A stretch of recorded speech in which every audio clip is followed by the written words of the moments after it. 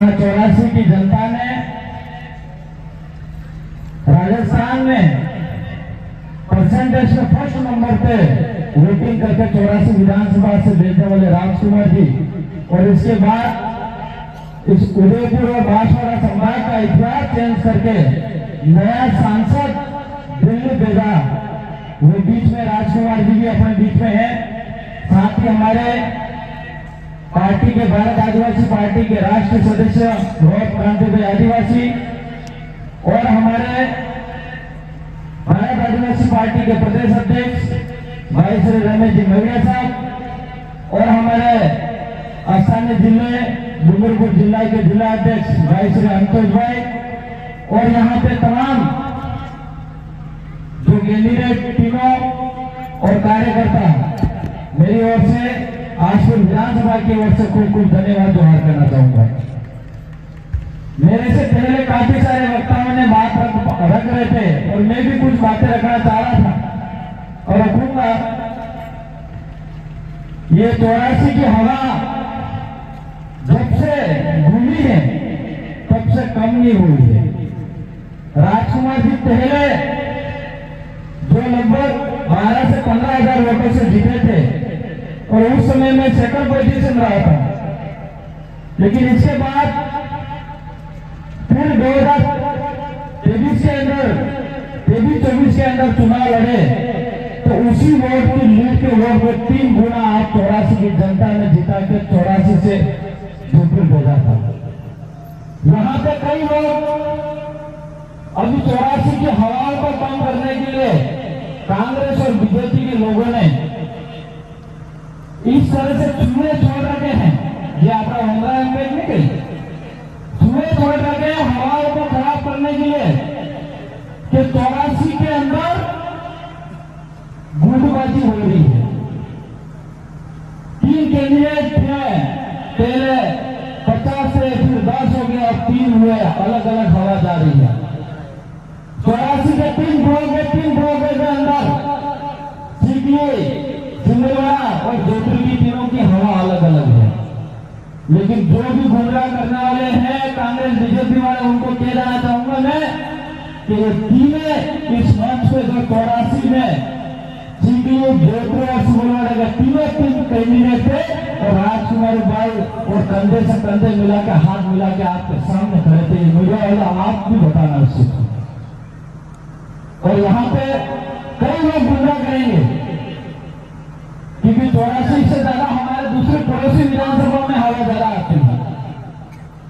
कई लोग दुकानदार भी कहते हैं कि उपचुनाव में हमें सत्ता पक्ष ही पार्टी सीट ले जाएगी, लेकिन मैं कहना चाह रहा हूं कि राजस्थान के अंदर जितनी भी उपचुनाव सीट होगी, मीडिया न्यूज भी ये कह रही है एक भारतीय जनता पार्टी के अंदर सीट नहीं जाएगी, पूरी कहीं कहीं हमारी 84 की जो सीट थी ये भी एकामत रहेगी और जो सोलंबर के अंदर जो नई सीट अभी बहुत जल्द भारत आदिवासी पार्टी के खाते के अंदर भी आएगी। और जो दूसरी है वो भी कहीं कहीं दिखाई दे रहा है। आज 84 की जनताओं पे एक इज्जत बची हुई है। हम लोग यहाँ पे बोल रहे हैं, इतनी ताकत से बोल रहे हैं कि 84 की जनता ने जिता के सबसे पहले राजकुमार जी को संसद एमएलए बना के भेजा था और उन्होंने वो काम करके दिखाया जो उनकी वजह से हम 3 विधायक दूसरे मिले। और आज मैं फिर से कह रहा हूं कि 84 की जनताओं को ये नहीं सोचना है कि राजकुमार जी नहीं है तो आपने थोड़ा दिला रही है सोचो करके। हमारा भाई एक और जिला के भेजा है तो हम भी जो कमी महसूस करते हैं, विधानसभा के अंदर 3 विधायक हैं और हम भी चाह रहे 5 विधायक खोए, क्योंकि आपका कहना में केजू है, चाहे नारे में वहां आपने चाहे कई पासों में बात करो, फिर भी बापदादा डोगरा कहता कि 3 से काम नहीं है बराबर, 5 जना छोड़ पड़े एक नहीं कहता ना। तो मैं यही चाहूंगा कि 84 जनता और सवरपुर की जनता से यही कहना चाह रहा हूँ, राजस्थान विधानसभा के अंदर हम 3 है, आप 5 करके दे दो, ये मैं कहूंगा। तो कहीं कहीं हमारी भी ताकत रहेगी और हम जरूर हमारे सांसद साहब के नेतृत्व में काम करें, पार्टी के नेतृत्व में काम करेंगे। समाज ने हमको जिम्मेदारी दी है तो पूरी तरह से निभाने का काम करेंगे। लेकिन कहीं कहीं हम लोगों को, युवा और बुजुर्ग और महिलाओं को साथ मिलाकर, कंधे से कंधा मिलाकर हमको काम करना होगा। एक छोटा सा उदाहरण मैं देना चाहूंगा। अपने समाज की ताकत को तोड़ने के लिए उन लोगों ने कई प्रकार के तरीके अपनाए हैं इस एरिया के अंदर, लेकिन फिर भी हमारी जनता की ताकत नहीं टूटी है। अभी ये लोग कुछ युवाओं को अलग दिशा में ले जाना चाह रहे हैं, बुजुर्गों को अलग दिशा में ले जाना चाह रहे हैं, महिलाओं को अलग दिशा में ले जाना चाह रहे हैं। महिलाओं को नौकरी बना के बढ़ाने के मार्फत से हमारी सरकार ये कर रही है, यूं करके अलग ले जाने का काम करे। बुजुर्गों को, युवाओं के प्रति गलत युवा इस एरिया के अंदर वातावरण फैला रहा है, यूं करके बुजुर्गों को भगाने का काम करे, युवाओं को बुजुर्गों के प्रति भगाने का काम करे। ये तीनों के अलग अलग भगाने का काम किया जा रहा है। लेकिन मैं कहना चाह रहा हूं, आपने पहले जो कोर्स आती थी, पुराना जमाने में बैटरी थी, ये एक बैटरी लादी बैटरी आती थी और 3 सेल आता था वहां, और वो तीनों सेल अगर उल्टा उल्टा रहता तो लाइट लगती नहीं, लेकिन तीनों सेल एक साइड चलते तो वो लाइट उजाला होता। तो मेरा यही कहना है, बुजुर्ग और युवा और महिलाओं को एक ताकत से हमको पड़ोसी की तरह एक ही लाइन में रहेंगे तो जरूर हमारा 84 के अंदर उजाला भी होगी और जहां से विधायक हमारा जयपुर के अंदर हमारे साथ आवाज उठाएगी 84 की जनता की, ये मेरा विश्वास है। इसलिए आप सभी से निवेदन है, मैं ज्यादा कुछ आज बोलना नहीं चाहूंगा क्योंकि आज की अभी कुछ समय पहले हम जिला परिषद में बैठक थी और इससे पहले कई सारे अलग अलग मुद्दे भी उठा रहे थे और अभी वर्तमान जो हालात चल रही है, हमारे जिला अध्यक्ष साहब भी बता रहे थे कि कहीं कहीं